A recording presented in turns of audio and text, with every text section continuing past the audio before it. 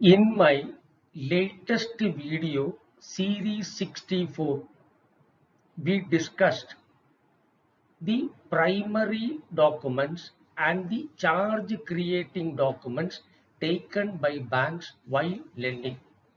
We also understood what is meant by the limitation period and the importance of obtaining renewal documents in accounts.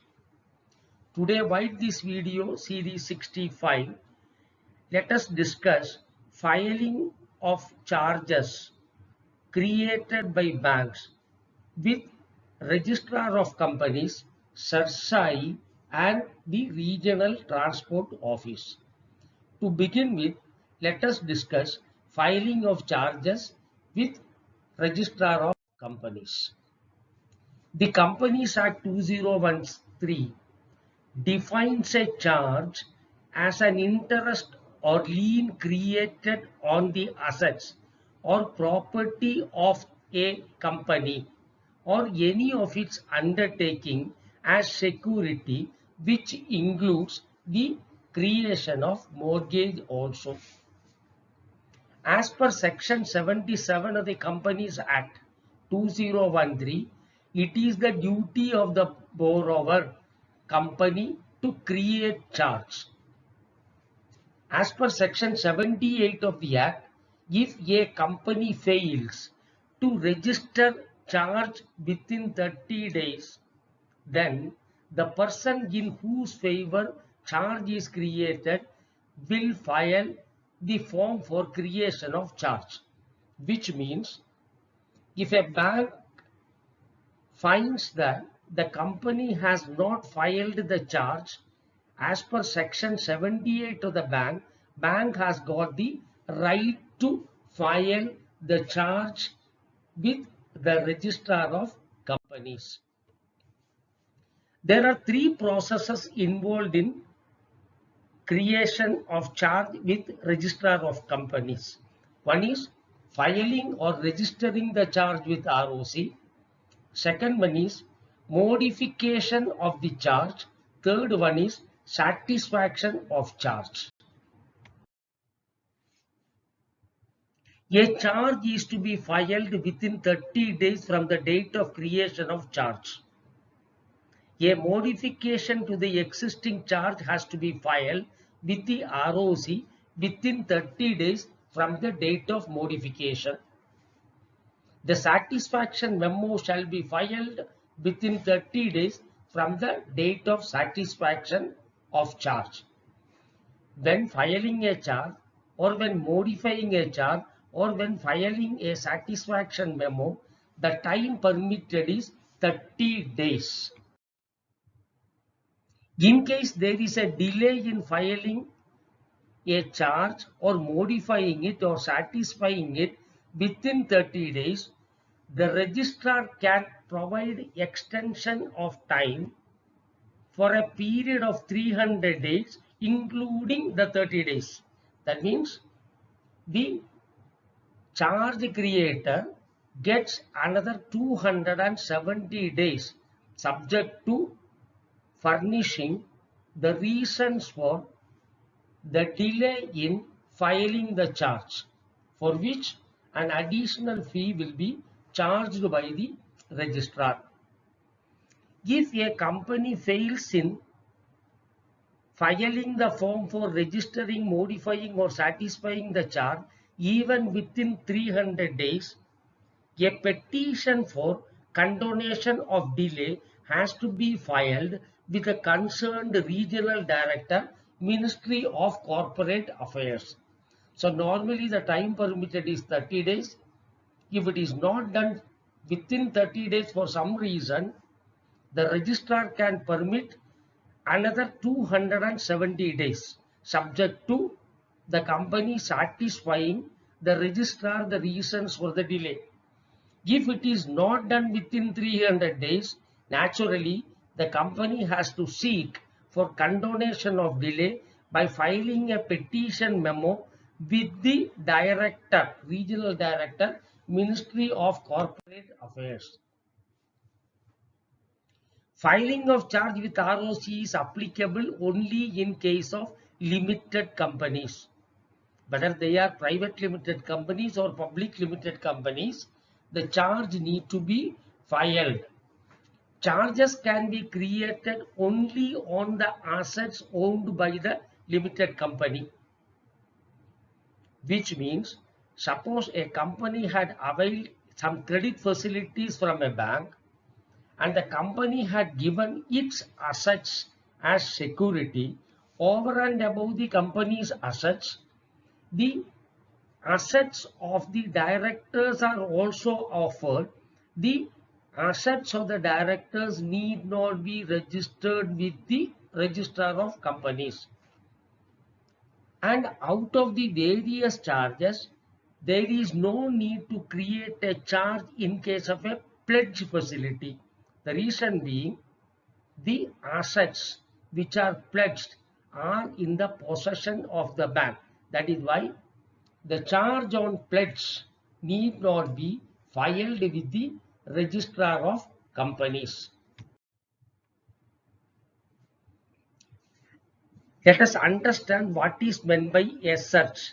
As per section 81, ROC will maintain register of charges in respect of each company containing particulars of all charges registered. The register of charges maintained by ROC is open for inspection by any person on payment of a prescribed inspection fees. A search conducted in the register maintained by ROC will reveal all charges existing against the assets of a company. If a charge is not registered, any other lender lending against the same asset and registers his charge will get preference over the first lender who failed to register the charge. So, a bank, before granting any credit facility to a limited company, normally conducts a charge to find out whether any of the assets are charged to any other lender. And the moment the charge is created, it is important that the lender files the charge immediately. Before going to the next, let us understand what is meant by modification in charge. A bank might have created certain charges on the assets of a company. After some time, the credit limits might have been increased, or the bank would have taken some additional security, or there are some changes in the terms and conditions of sanction. Whenever there is a change, the bank needs to create a modification to the existing charge. The forms which are used for filing, modification and registration of charges are given here. The first one is CHG1. It is an application for creation or modification of charge other than those related to debentures. For creating or modifying the charge on debentures, the form number CHG9 is used. When filing a charge for the first time, the ROC will give a certificate for filing the charge. That certificate is known as CHG2. When a bank is filing a modification of charge using the form CHG1, the ROC will give a certificate of modification of charge which is called CHG3. CHG4 is particulars of satisfaction charge filed by the bank. The moment a satisfaction memo is filed by the bank, the ROC will give a certificate which is known as CHG 5. What is meant by satisfaction of charge? It could be possible the customer, the company, after some time might have paid off all the dues or might have decided to switch over to another bank, in which case the bank pays off all the liabilities to the existing bank. So the moment the liabilities are cleared, the bank which had lent money should satisfy the charges. Then only the other bank will be able to give credit facilities to the customer. So filing a charge means for the first time when I am creating a charge, I am getting it filed with ROC. Whenever there is a change in the terms of sanction, change in the amount of loan, change in the security, etc., banks file modification of charge. When the loans are cleared, the liability is paid off, the banks need to file the satisfaction charge. Then CHG 6 talks about notice of appointment or cessation of receiver or manager by the court or otherwise. CHG 7 is the register of charge, how the charges are maintained in the record with ROC. CHG 8 is whenever there is a delay in filing the charge or filing the modification charge or filing the satisfaction charge, the application which need to be filed to the regional director is in the form number 8. What is the punishment for contravention?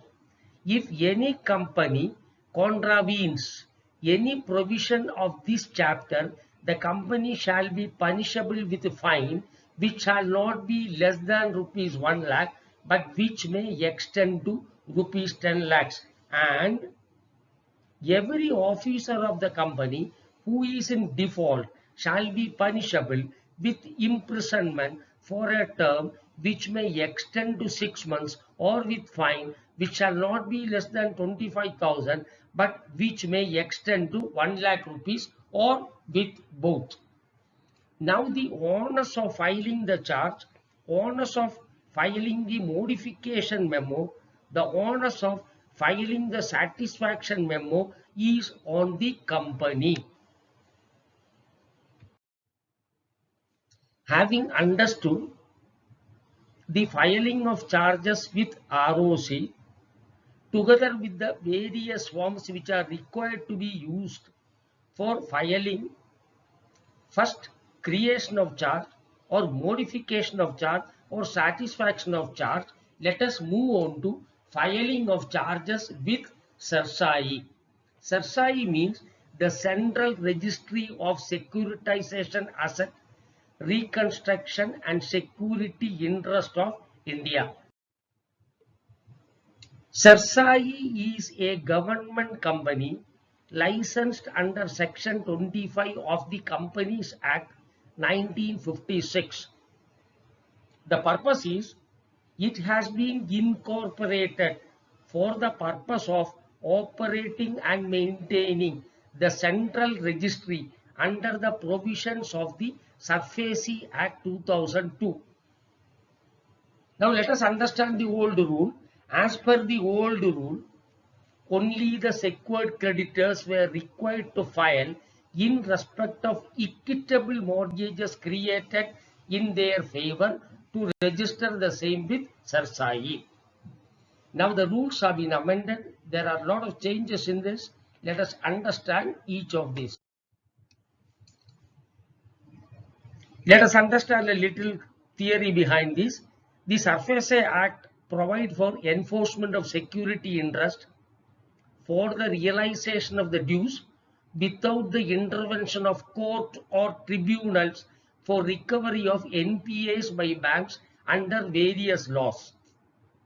In 2006, NBFC is also included under the definition of the financial institution through an amendment 2016, bringing about the NBFCs at par with the banks in respect of recovery action of secured creditors. However, few sections relating to registration of security interest by secured and other creditors, effect of registration of transactions, right of enforcement of securities, and priority to secured creditors were not notified in the said amendment.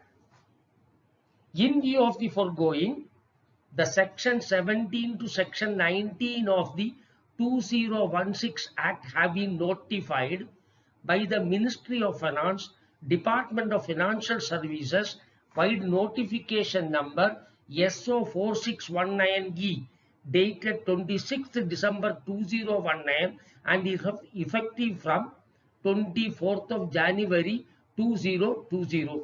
Lot of changes have taken place in filing of charges with CERSAI.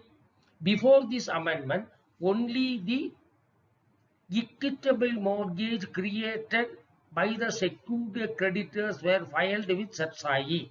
Now these rules have undergone lot of changes.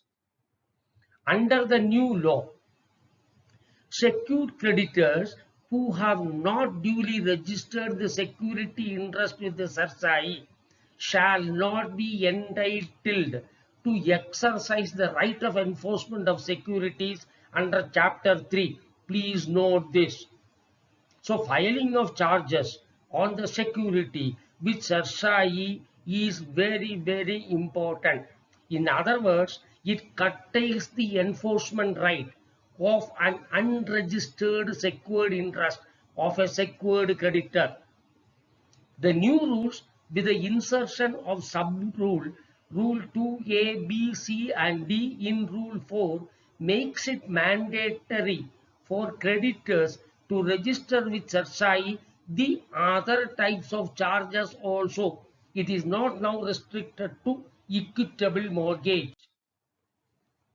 The sub-rule 2A states that the particulars of creation, modification or satisfaction of security interest in the immovable property by mortgage other than a mortgage by deposit of title deeds shall be filed in form number 1 or form number 2 as the case may be. That means all equitable mortgages, all registered mortgages need to be filed with CERSAI. The second rule, sub-rule 2B, refers to hypothecation of plant and machinery, hypothecation of stocks, hypothecation of debt, including book debts or other receivables, whether existing in or future. So please note that now not only the mortgage but also the hypothecation charges or any charge created on any receivables or any stock or plant and machinery also need to be registered with CERSAI. The sub-rule 2C indicates creation, modification or satisfaction of security interest in intangible assets, being know-how, patent, copyright, trademark, license, franchise or any other business or commercial right of similar nature shall be filed. And now the rule number 2D says the particulars of creation, modification or satisfaction of security interest in any under construction, residential or commercial building or a part of thereof an agreement or instrument other than mortgage shall also be filed. Now under section 2D, they have included the buildings which are under construction as well. So please remember the sub-rules 2A, 2B, 2C, 2D which states any secured creditor need to file charges created on any type of assets including intangible assets. The effect of the amendment is like this. A secured creditor is required to file details of security interest with CERSAI. This was there previously also. A party not being a financial institution or bank is required to file details of security interest with SARSAI having attachment order with respect to a property from a civil court or any other authority. This is a new clause introduced. Suppose the company had some dues to be paid to the income tax or excise department, they also have to file the charges with SARSAI. The Chapter 6A of the SARFAESI Act is about the registration process, right of enforcement of securities, and priority of secured credits. Inter alia contains the following provisions. The provision number 26B. Attachment orders issued by any government authority for the recovery of government dues may be filed with SARSAI. Section 26C says security interest or attachment orders filed with SARSAI shall have priority over any subsequent security interest created upon such property. Suppose somebody has omitted to file a charge, somebody else have filed it earlier, the one who have filed the charges earlier will have priority. Again 26C, filing of security interest SARSAI shall be deemed to constitute a public notice from the date and time of filing with SARSAI. And section 76D says, secured creditors shall be entitled to enforce security under SARFAESI Act only if the security interest is filed with SARSAI.